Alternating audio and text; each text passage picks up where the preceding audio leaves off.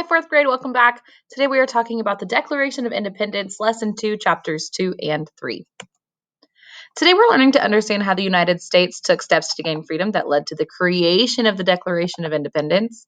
And we know we'll be successful when we can explain how the colonists stood up to Great Britain and how this led to America gaining their freedom from Great Britain while beginning to write the Declaration of Independence.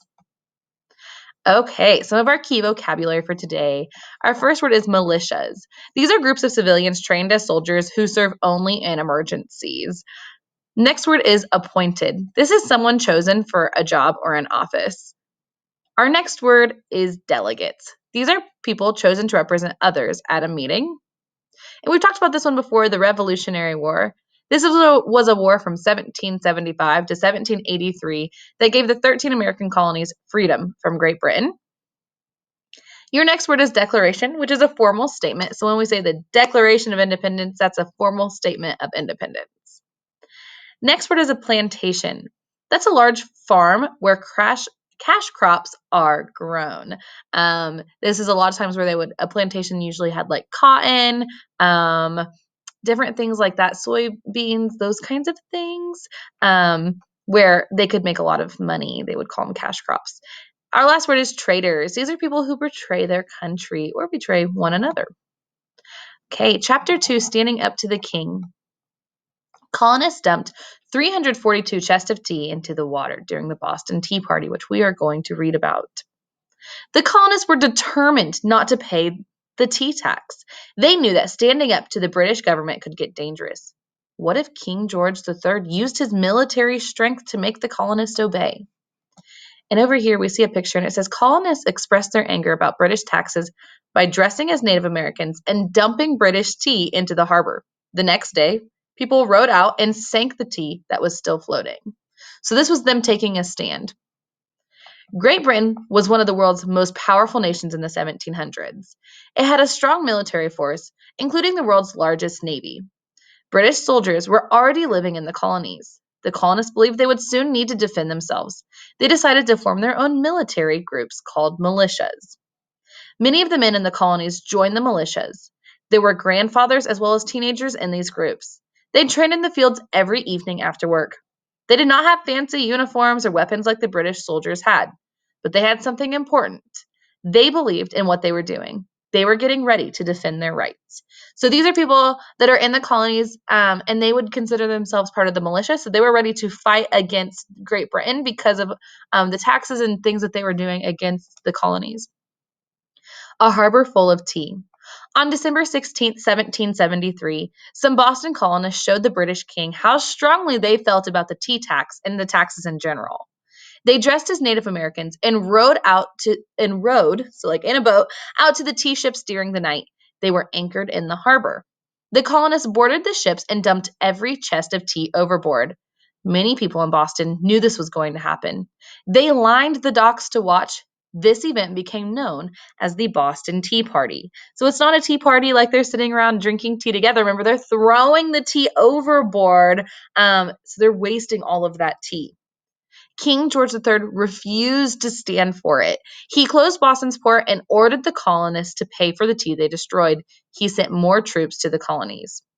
So down below, the picture says the 3 British East India Company ships that were raided by colonists on the night of the Boston Tea Party were named the Dartmouth, the Eleanor, and the Beaver. So we're going to keep going. King George III continued to try to make the colonies behave. Parliament passed laws banning public meetings in the colonies to stop the colonists from planning any more rebellious acts. Then a British general replaced the governor of Massachusetts. The king appointed officials who were loyal only to him. So you see how having a king can have a lot of power. He's using his power to be able to control the colonies at the time. This is why it's important for us to have checks and balances in the United States. The actions of the British government backfired. The 13 colonies united in support of the people of Boston. They refused to pay the king's taxes. The people of Boston also refused to pay for the tea they had spilled into the harbor. Our caption up above says, under the new law enacted by the British Parliament, public meetings could only be held with the consent of the Massachusetts governor, British commander Thomas Gage. Colonists unite. In September of 1774, leaders from all of the colonies except Georgia met in Philadelphia. This month-long meeting became known as the First Continental Congress. Each colony chose delegates to represent them. The delegates wrote an open letter to King George. They said they were still loyal to the king, but they wanted him to respect their rights. King George, however, had different ideas. The First Continental Congress was held at Carpenter's Hall in Philadelphia. Every colony except Georgia sent delegates. So, my journal question for the first chapter is, would you have joined the Boston Tea Party? So, would you have been one of those that was throwing tea into the harbor, taking a stand? And you need to tell me why or why not. Make sure to use evidence from the text to explain your reasoning. Chapter 3, an important decision. The situation in the colonies grew rapidly worse. Colonists wanted the British redcoats to leave their homes and towns. Fights broke out between British soldiers and the colonists. Lives were lost on both sides. The Revolutionary War had begun. Okay, so remember that was their fight between the colonies and Britain, and us trying to gain our freedom. So the British soldiers take what they want from a colonial home in this woodcut from the 1700s. So it's showing you can see the redcoats here. They're taking whatever they want from that home. So this is another reason why we wanted our freedom. In favor of independence. The colonial leaders knew they had to act. They met again in Philadelphia on May 10, 1775. This meeting was known as the Second Continental Congress. Sam Adams and John Hancock were delegates from Massachusetts. They had helped plan the Boston Tea Party. They wanted the colonies to declare their independence from Great Britain. And here it says, an early battle of the Revolutionary War happened when British soldiers tried to capture Sam Adams. Sam Adams later became governor of the state of Massachusetts in 1793. Another point of view. Other delegates strongly disagreed. They argued that they were English. Great Britain was their homeland. Many colonists still had relatives there. Also, they argued that Great Britain was important to the colonists' ability to trade and earn money. Many colonial businesses sold goods to British companies. They made a lot of money from the sales of lumber, tobacco, and other goods. So some people are sitting here saying, we want our freedom from Great Britain. They're controlling us. They're making us pay these taxes we don't want. And on the other hand, there's some people that say, that's our home. That's where we came from. We still have family over there. Also, we do business together, so we don't want to ruin that connection. So we have two sides of things, two different points of view. Our caption states, in the 18th century, half of English ships were being used to trade goods like tobacco, shown above with colonial America. Lastly, Great Britain protected the colonies. What if another country attacked? The king had used his powerful army and navy to defend the colonists before. Many colonists did not want to give up this protection. The delegates of the Second Continental Congress argued for months. They could not afford to make a mistake. The future of every man, woman, and child in the colonies depended on their actions. Our caption up above says, the map shows the United States as of 1783. The 13 original colonies became the first 13 states. So just the one section of the United States as it is now, those were your original 13 colonies. At the same time, delegates tried to find a way to win the war. They organized the militias into the Continental Army with George Washington as commander-in-chief. Soon, the Battle of Bunker Hill was fought near Boston on June 17, 1775. The colonists didn't win this battle, but they put up a good fight. The British lost half of their men. This inspired the colonists. They had held their own against one of the world's greatest armies. And here it shows the Battle of Bunker Hill pitted 2,400 British soldiers against only 1,500 colonial soldiers. Meanwhile, some delegates were still trying to work things out with the king. On July 8, 1775, they sent one more letter to King George III asking for fairer treatment. The king refused to even read what had been written. And in this engraving, British Commander Thomas Gage gives children permission to ice skate in Boston, Massachusetts. He orders that any British soldier who attempts to stop the children will be punished. Okay, the final step. By May of 1776, the Continental Congress had been in session for more than a year. Colonial soldiers had been fighting the British on and off for a year. Colonists had been arguing with the king for more than 10 years. The Americans were ready for freedom. The Congress chose several men to write another important formal statement or declaration.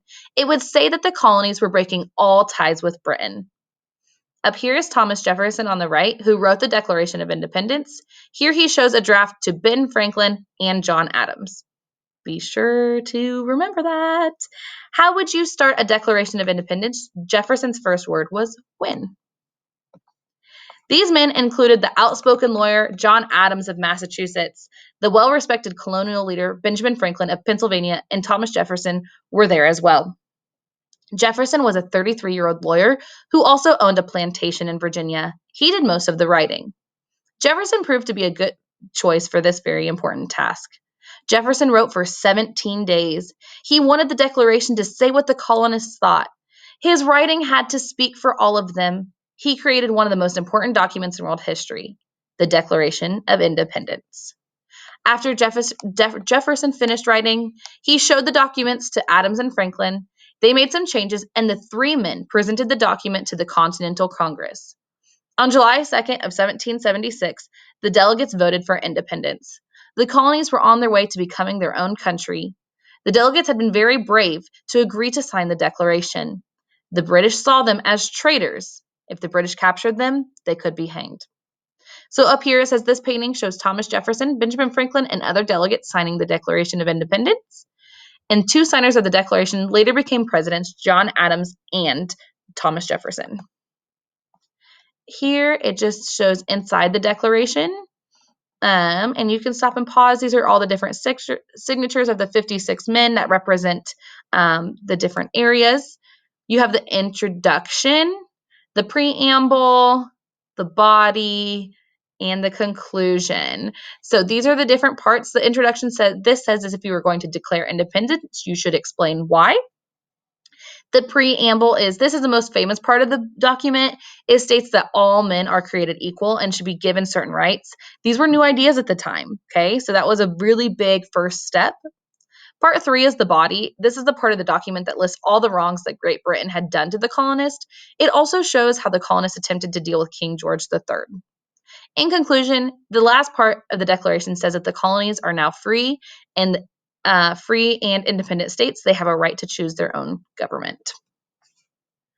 Okay. Looking back in the text, who are the men that began creating the Declaration? So I want you to think of who wrote it and then who helped edit it just a little bit to then be able to present the document. Make sure you include the pages where you found your answer. And thank you so much, 4th grade. I hope you guys have a wonderful rest of your day.